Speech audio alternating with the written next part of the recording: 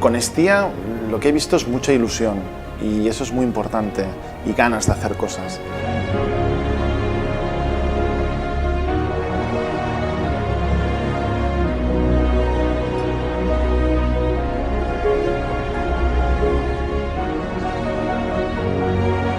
Ellos han dicho que vengan todos los días.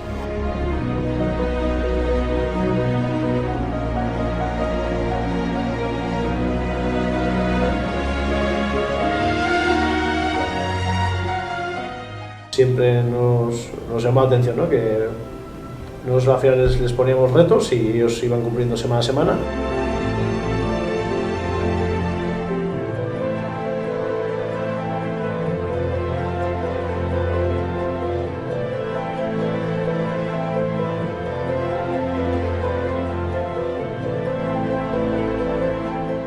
Todo salió bien, todo según lo planeado, los pases fueron bien, la gente le encantó la comida, nosotros estuvimos muy cómodos en la cocina y también en sala, en servicio, así que yo creo que no podríamos haber pedido más.